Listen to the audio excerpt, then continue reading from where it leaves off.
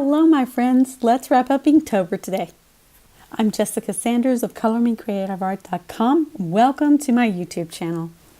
Inktober is finished. Hooray, we made it. You made it. I hope you enjoyed the process, that you joined in or followed along by checking out all of the amazing artwork that has been online, and that you found it encouraging and inspirational in some way. So I'm sharing with you today the last 6 of my Inktober drawings. I did 20 in total. I did veer off a little bit for one day to ink a different kind of drawing rather than using my Brusho backgrounds, but you'll see that a little bit later on. I did stick with my inspiration list as well for the most part, except for this drawing you're seeing here. Now, it was raining outside and I couldn't get that song from that really old Bambi Disney movie out of my head. Drip, drip, drop, little April showers, you know. I'm not actually going to sing it here, promise. But so that's what I drew because that was what was in my head that day. And, you know, I thought it turned out kind of cute. It doesn't fit the fall season, but it certainly did fit my drawing challenge. So it worked out okay. I thought I would share a little bit about the overall journey and experience of Inktober, and I hope you don't mind that little bit of indulgence as we wrap up Inktober and move on into November and the Thanksgiving, Christmas, holiday, all kinds of winter holiday seasons. So I started out at the beginning of Inktober, excited, pumped. I had my plan, I had my inspiration list, I even had my backgrounds ready to go so that I could draw for 20 projects. That was my goal, 20 projects, not 30, not 31. That's too much for me. So I went for 20 and I was ready to go. It was exciting and there's so many amazing people participating from the comic community and inking and the mixed media and all kinds of different kinds of artists join in, and it's really fun to see all the different kinds of art. So those first 2 weeks were great. I didn't even want to not to draw on the weekends. I did skip it and give myself a break because I knew what was going to eventually come would be tiredness. But I was really excited for those first 2 weeks and it worked out great, and I got my drawings done every day. And it was all going really well. And then week 3 rolled around. Now, don't get me wrong, I was still enjoying the process. I enjoyed the process for the entire time. But by the time week 3 came, I was getting a little bit tired of doing the same kind of thing over and over again. Even though the drawings were different, the process was the same. And for me, art is about the process, and so when I repeat the same process over and over, I get tired of it. So that's what was happening in week 3, but I did keep going. I wanted to just see if I could push through, stay dedicated to this single process that I had created for my projects for Inktober, and I did it. I kept going, and it worked.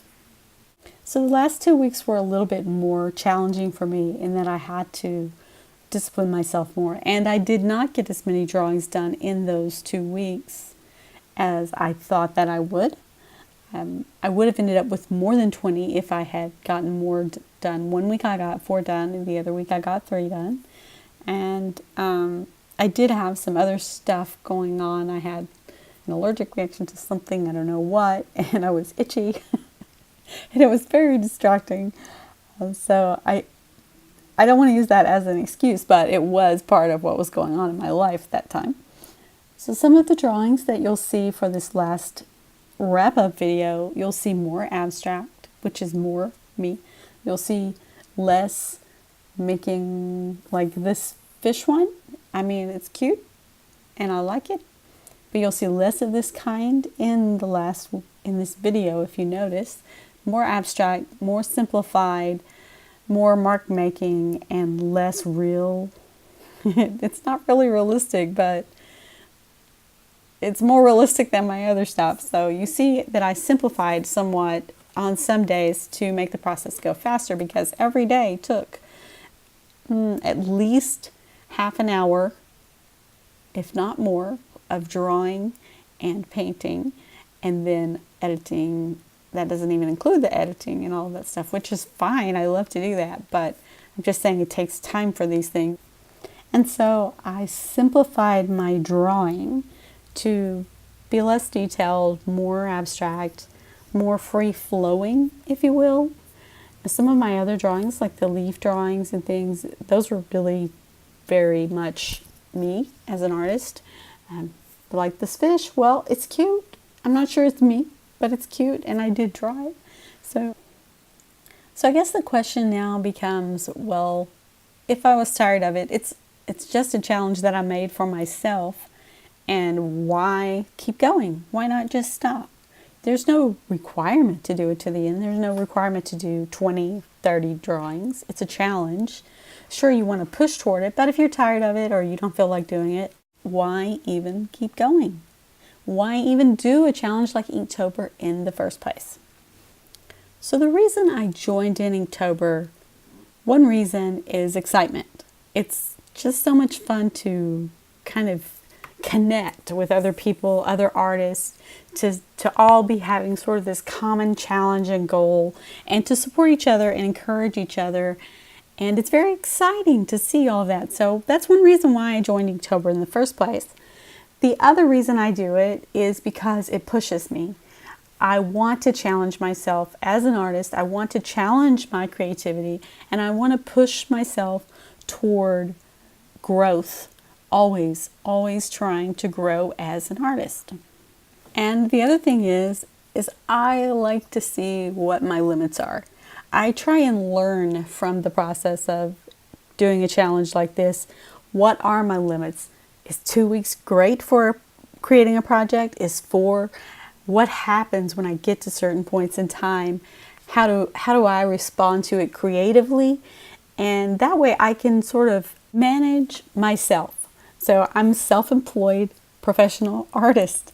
I have to manage my time and my creativity and my artwork and all of these things. And I have to learn about myself to do that. And so doing Inktober is one way.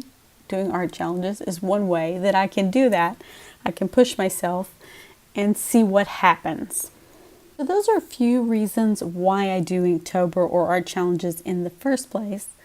But why did I keep going when I was tired of it? Why did I keep going when I thought, do I really want to do this? Because honestly, we all have those thoughts sometimes, right? So some of those reasons that I gave for doing Inktober are some of the same reasons that I continue to do Inktober. How far can I actually push myself? And I'm not alone in the challenge. There are other people doing it with me, and we're all a community, and we're all going through it together.